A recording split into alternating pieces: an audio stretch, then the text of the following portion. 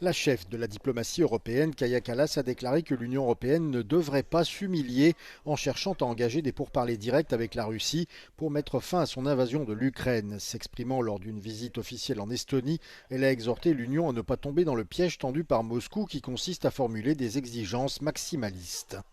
Russia does not want to engage in any kind of dialogue. We should not humiliate ourselves by being the demandeurs that please, we beg you to talk to us, but we should put them in a position where they actually go from pretending to negotiate to actually negotiate. Kaja Kallas a également averti que Moscou préparait son armée à une confrontation à long terme avec l'Occident et a souligné la nécessité d'une dissuasion crédible. Les ministres des Affaires étrangères de l'UE doivent se réunir le 10 mai pour discuter de ce que l'Union exigera de Moscou dans un scénario d'après-guerre. Les forces militaires israéliennes ont intercepté dans les eaux internationales près de l'île de Crète plus de 20 bateaux de la flottille Global Sumud se rendant à Gaza, a déclaré le groupe ce jeudi. Les organisateurs ont assuré que les soldats armés ont abordé les navires et, je cite, enlevé 211 militants sous la menace d'une arme et ont endommagé les moteurs ainsi que les appareils de communication.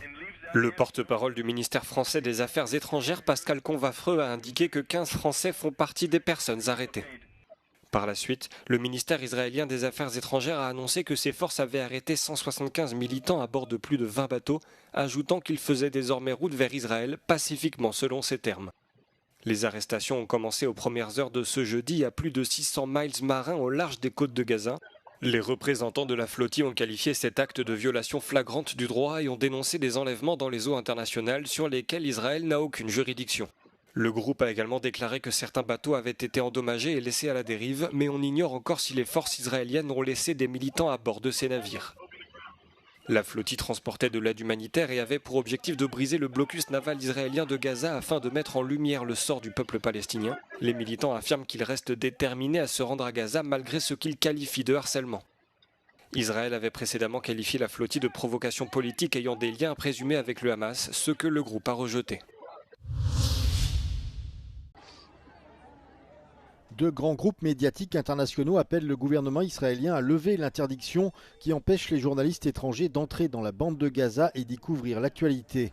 Plus d'une vingtaine d'agences de presse et de journaux, dont AP, AFP, la BBC, Reuters, le Washington Post et CNN, demandent la fin de cette interdiction en vigueur depuis octobre 2023. La déclaration réaffirme l'importance pour les journalistes d'avoir un accès au terrain afin de pouvoir, je cite, remettre en question les versions officielles de toutes les parties, s'entretenir avec des civils et rendre compte de ce dont ils sont témoins en première main. Israël n'a pas encore répondu à cette demande selon les rédactions qui s'interrogent sur les raisons pour lesquelles ces restrictions sont toujours en vigueur. Au départ, l'État hébreu avait déclaré qu'elles étaient nécessaires pour empêcher les journalistes de révéler les positions des troupes et pour répondre aux préoccupations de sécurité dans une zone de guerre active.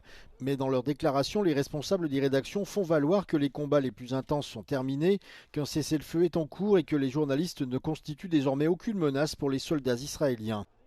Selon Reporters sans frontières, plus de 210 journalistes et professionnels des médias ont été tués depuis la reprise du conflit en octobre 2023.